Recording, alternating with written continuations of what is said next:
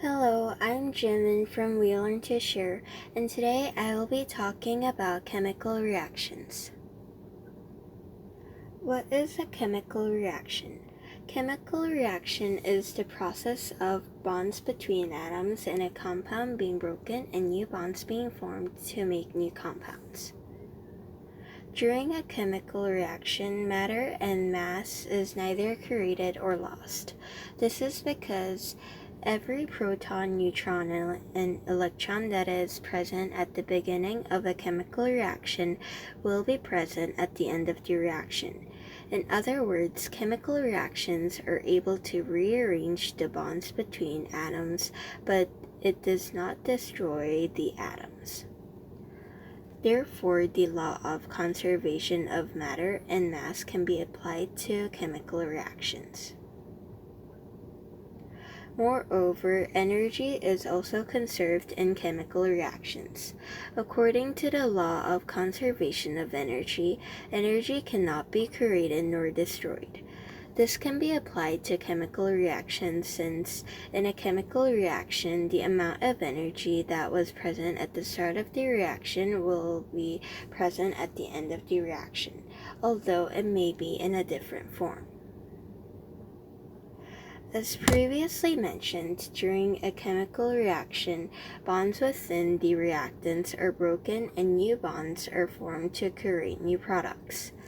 The process of bond breaking is known as an endothermic process, and the process of bond forming is known as an exothermic reaction. So what is an endothermic reaction?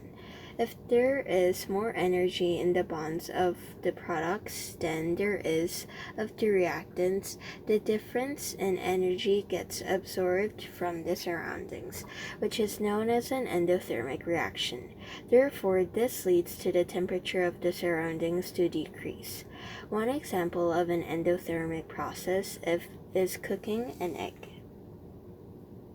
What is an exothermic reaction?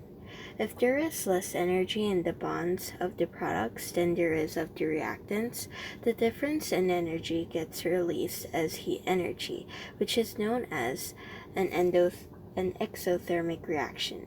In this case, the temperature of the surroundings will increase as heat is released. One example of an exothermic reaction is a combustion reaction. Chemical reactions may not always be successful. This is because chemical reactions cannot happen unless molecules actually collide with each other, which is known as the collision theory. For a successful collision to happen, molecules have to collide with this correct orientation with a sufficient amount of energy, which is known as activation energy. To explain in further detail, molecules must collide in a specific way for a reaction to occur and have the minimum amount of energy that is required to make the reaction happen. For every chemical reaction, activation energy exists, and with less energy, the reaction will not occur. In a chemical reaction, there is also a certain measurement known as the rate of chemical reaction. The rate of chemical reaction is the measurement of how quickly a reactant is used up or how quickly a product is formed in a chemical reaction. Some ways to measure the rate of chemical reaction is by dividing the quantity of products formed by the time taken or dividing the quantity of the reactants used by the time taken. There are also certain factors that affect the rate of chemical reactions. The first factor is temperature. This is because when the temperature increases, particles gain more energy, allowing particles to move faster and eventually increasing the chances of collision and making it more likely to exceed activation energy. The second factor is concentration and pressure.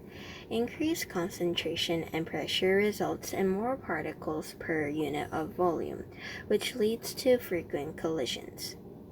Surface area is another factor that affects the rate of reaction. The higher area there is, the more surface area there is for a reaction to occur, leading to a higher chances of frequent collisions. Lastly, using a catalyst can speed up the rate of reaction. This is because by using a catalyst, it is possible to lower the activation energy, increasing the possibility for a successful collision. This would be the end of today's video, and I hope this video was helpful. Thank you for watching, and see you in the next video.